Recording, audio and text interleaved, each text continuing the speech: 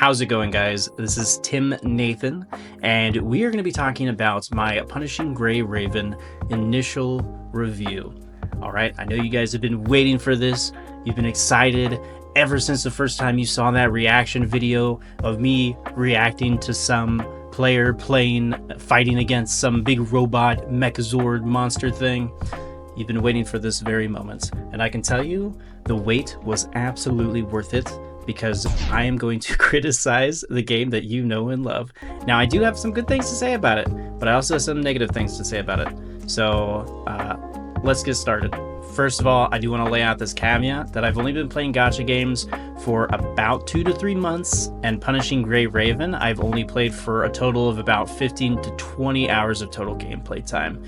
So definitely take what I say with a grain of salt. And even a relatively big grain of salt, because there's a lot of game to still be played, and I don't know if my opinions are going to change from here on out to end game. And again, this is a reminder, this is just my first initial impressions and opinions of the game. This isn't some sweeping statement saying whether or not I'm going to continue playing it. I will continue playing the game. However, there are some small criticisms that I have for the game that I will be sharing now, and I also have some good things to say about the game. So anyways, let's get into it. All right, right off the bat, let's talk about the new player experience. There is a metric boatload of reading going on. I went in knowing that it was laid out more like a visual novel-like experience, which is totally fine. There's nothing wrong with that. And in fact, I actually do like reading, so it's not really been a problem. However, as a streamer, it is a little bit harder to play while I have to remember all of the different characters while I'm speaking the voices, just to keep the audience engaged. Now, that is not a criticism of the game, because the game wasn't necessarily developed for streamers. It is just something that I did notice as I was playing it. With that being said, there are no voiceovers across the entire game so far that I've seen. Well, there's some, I'll take that back. There are some voiceovers in the menus, and the characters will say something at the beginning and ends in their little animation sequence, but aside from that, I haven't seen voiceovers for the main story. Which, like I said, this isn't necessarily a big criticism, but with the age of the game and it being in the same space as games like Reverse 1999, Genshin Impact, Honkai Star Rail, Zenless Zone Zero. Not too bad, thanks to you. Of course, things would be even better if you could get us the business we need. These other games that are in the same genre, but do voices extremely well, particularly Reverse 1999, that has some of the most phenomenal voice acting I've ever heard, and it's laid out in a very, very similar way. It's more of that visual novel style storytelling, and all of the voices bring rich personality to each of the characters. A bridge! Veined cannons! What the hell is that? You gotta be kidding. I only played a song! Captain, that is the emblem of Manus Vindictae. Which in Punishing Gray Raven, we just unfortunately don't have that kind of element to it. So it would be really cool if they could add that at some point. I don't really know if this late in the game, if it's worth it financially to invest in voiceovers for the English localization, but in any case, it was kind of a disappointing thing to see that there wasn't any voiceovers for such an engaging storytelling type experience. This leads me to the next part of the new player experience. The menu system is not very intuitive. I am not gonna lie. It's pretty difficult to navigate as a new player. And this is someone who has played other gacha games before. It's a mission-based gacha game, so it's to be expected that there are more menus, similar to like how Zenless Zone Zero is, Honkai Impact 3rd, those kind of games. But even still, I found it difficult to figure out which menu I was in, how to find different menus. The settings is like a tiny little circle at the bottom right. There's not really a clear indication of that. I had to ask chat what that was or how to get to it. There's just a lot of things that could be improved on in the menu to make it a little more streamlined. And I know, since I've seen other gacha games do it, I know that it's definitely not a limitation of the genre itself. Rather, it's just a design flaw that they have with the user experience. So That was another thing that was kind of frustrating. And I promise you this will be the last big criticism, but the controls were really difficult to figure out. Now, I get that the game was initially designed for mobile devices, right? But trying to play on PC, it was so difficult because when you plug in a controller, it doesn't just work. You have to go into the settings. You have to make sure that the correct controller is selected. When I first started playing, I was playing on an Xbox controller. And when I switched to settings, it had set it to the PlayStation 5 controller, and it caused a lot of confusion, and buttons weren't really mapped correctly. I had to go in and remap some buttons. I don't know. It was just a mess. And I know that it's definitely possible because with Wuthering Waves, Kuro's other Gacha game, they had controller support out the gate, and they even fixed the iPad OS controller support within like the first couple of batches. So they can definitely do it, and it's a little disappointing that it was so frustratingly difficult to get my controller to work when I started playing. Now, aside from all that, I know you guys might get mad at me for saying all that, but it had to be said. Let's get into some of the good stuff. Aside from getting stuck on the controls, I did genuinely find that the combat experience was extremely engaging. The 3-ping system was a bit confusing at first, but I eventually got it down, and it was actually a lot of fun to learn that every single character has like a different way and style that they play with that 3-ping system. Each of your abilities can be matched up with the similar colors from the pings.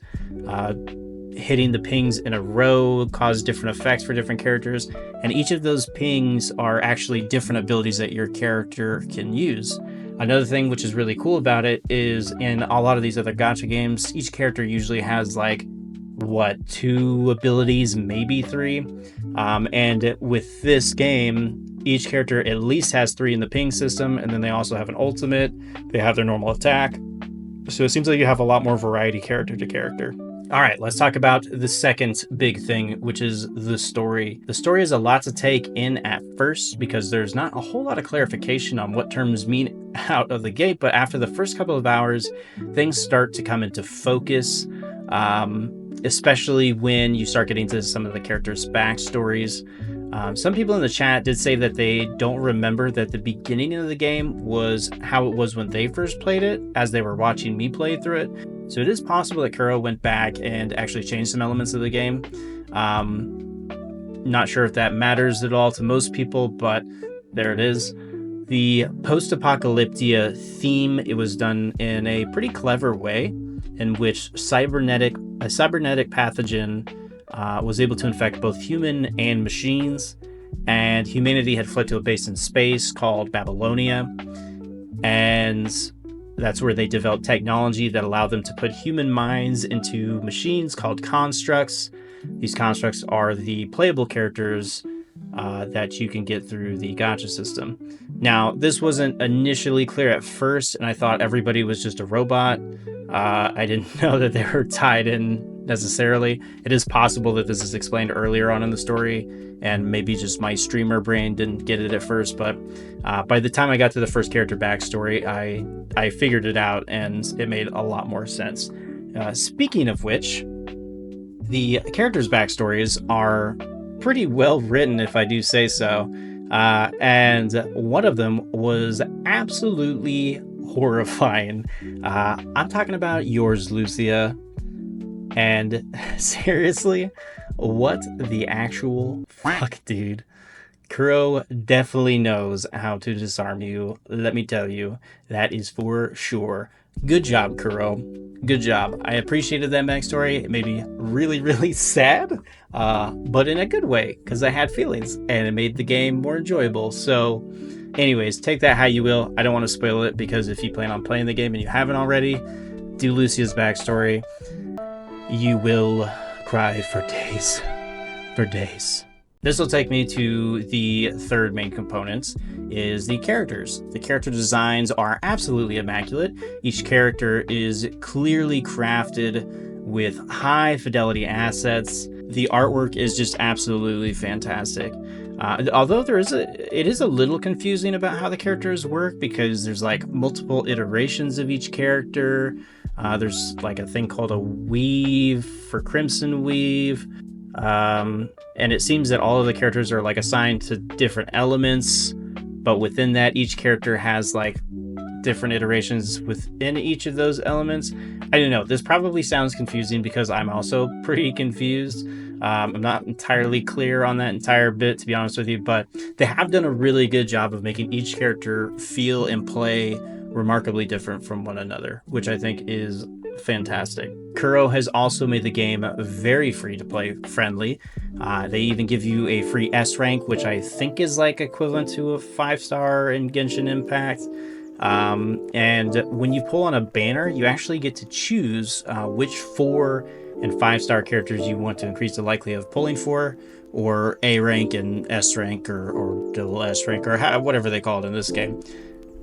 Anyways, it's really nice to see that I can choose which characters that I end up pulling for in a banner, which is really nice because I don't really have a whole lot of characters, and chat's been really great about telling me some great pointers and which characters I should pull for and which ones I should avoid.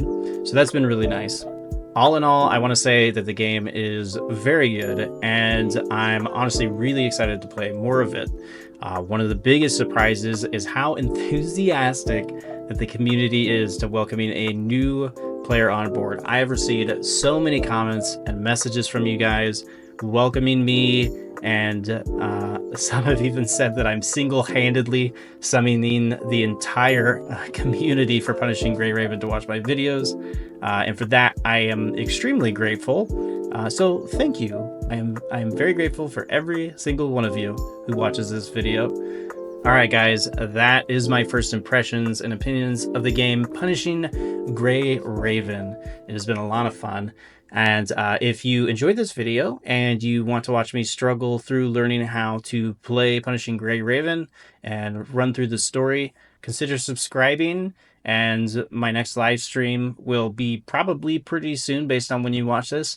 I stream several times throughout the week, and I rotate my gacha games like an addict. So if you don't see me one day, chances are I'll be playing Punishing Gray Raven in the next couple of streams from the one that you're watching. So anyways, comment your favorite Punishing Gray Raven character in the comments here. Let me know who that is. I will see you guys in the next video.